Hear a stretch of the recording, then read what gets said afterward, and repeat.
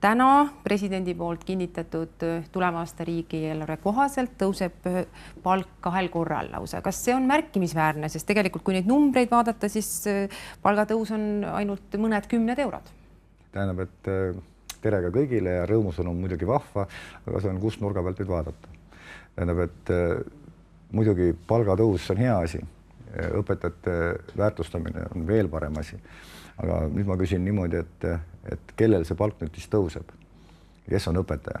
Tähendab, et kes on just nimelt, kes on õpetaja, kes on pedagoog, kes on tunniandja, kes on tunnilohistaja, aga kes on õpetaja? Õpetajal peab palk tõusma ja see peab olema tuntavalt kõrgem Eesti keskmisest. Aga see diferentseerimine, õpetaja, tunniandja, tunnilohistaja, asendusõpetaja, need peavad olema paigas. Tähendab, kas õpetaja on magistrikraadiga, õpetaja on bakalaureuse kraadiga, kas õpetaja on keskharidusega, gümnaasiumiharidusega, kas õpetaja on see, kes seisab klassi ees. Need on kõik 3 punkti. Need küsimused on tarvis veel lahendada. Aga õpetajate palgatõus on lahti jaotatud, sellepärast, et Reformierakond bluffis üles õpetajate palgatõusu 5% alla, aga tegelikult vahendeid selles riigieelarves ei ole.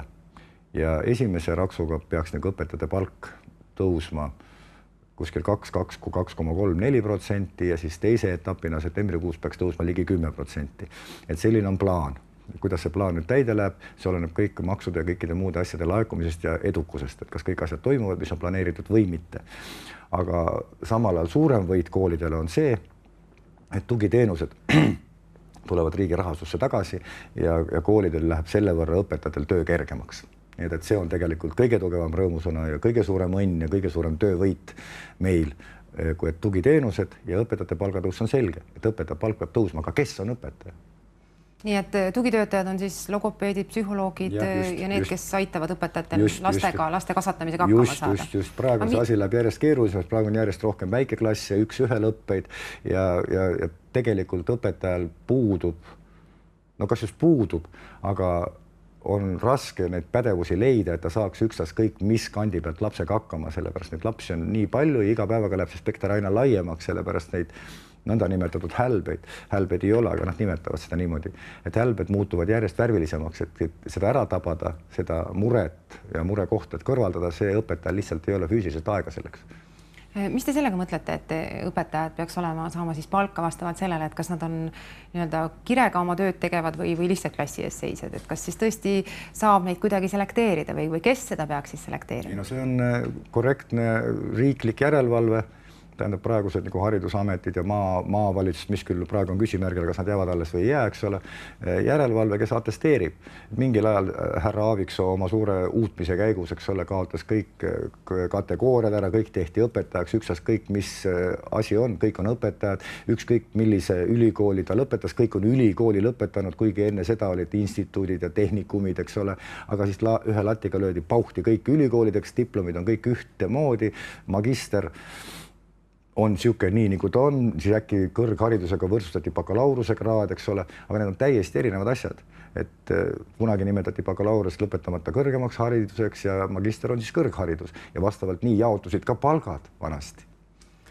No samas, kui nüüd rääkida sellest, et hakata õpetajaid atesteerima, siis on ju selge, et kui on sul keegi, kes jälgib tundi, siis õpetaja käitub viisakalt lastega ja samas, kui need samad lapsed tulevad iga päev koju ja räägivad õpetajast, et õpetaja kas karjus kellegi peale või seletab nii, et keegi ei saa aru ja kui tehakse test, siis kõikidel on F-id, et seal on ju väga raske, et õpetaja võib ju ka siis esineda nii-öelda. Selle kohta öeldakse nii, et kui klassis on 1 või 2 kahte, siis on see laste jant. Aga kui terve klass on 2, siis on see õpetaja jant. Ja õpetaja kohta on ka niimoodi, kui ta tõstab häält, siis ta peab natuke mõtlema, et kus tema enda elus midagi korrast ära on. Ja kui õpetaja, näiteks meesõpetajate alati olen öelnud nii, et kui sa võtad käe taskust välja selleks, et lüüa, siis tuleb töölt ära minna. Sellised nagu märgilised asjad on. Et häält tõsta pole vaja, kui inimene enda kehtestamiseks peab karjuma, siis järelikult on mingi metoodika viga kuskil väga julm tehtud, tähendab, et ta ei suuda ennast kehtestada puberteetide või siis algkoolis või põhikoolis või gümnaasiumis. Tähendab, et igas kooliastmes on enda kehtestamiseks hoopis teistsugused nipid ja olemised. Et see on jälle koolituse viga. Eestis on ka ju teada, et on probleem sellega, et üldse õpetajad, kes lõpetavad õpetajakoolituse ülikoolist, ei suundu mitte kooli tööle, vaid leiavad omale mõne parema töö, kus lihtsalt seda haridust on vaja. Õpetajakoolitus on väga hea koolitus, sellepärast seal suhtlemiskoolitus, käitumiskoolitus, loogiline mõtlemine, üldistusvõime, need kõik ju on väga head inimese omadused või arukuse omadused, mida pärast kasutada kas müügitööna, mänedžerina. Et selge see, kuna mänedžeri ja müügitöö palgavahe, õpetaja palgavahel on 2-3 korda, no inimene ju siin ei ole raske valida.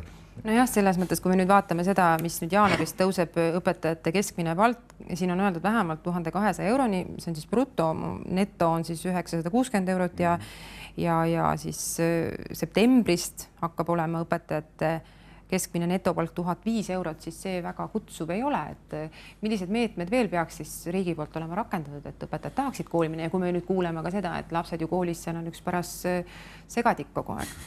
Eks tuleb see atesteerimine ja see nõndanimelt, kuna Ligi ütles kunagi niisuguse oma pärllause, et tema õpetajatele paguneid peale panema ei hakka, tuleb need pagunid sinna peale panna tagasi. Tähendab, et mul on juba aastakümneid rääkinud seda asja, et õpetaja palgalage ei ole olemas. Et see on 20, 25, 30 000, 40 000, ükskõik kui palju. Aga palga miinimum on miinimumpalk. Tähendab, kui sa ikka oma asjadega hakkama ei saa, saad sa miinimumpalga, aga kui sa enda kvalifikatsiooni, oskusi ja meisterlikkus kogu aeg tõstad, siis sinu palk kogu aeg tõuseb. Kas geomeetriliselt, aga aritmeetriliselt kindlasti. Tähendab, et sa saad kogu aeg areneda järjest juurde teenida omale.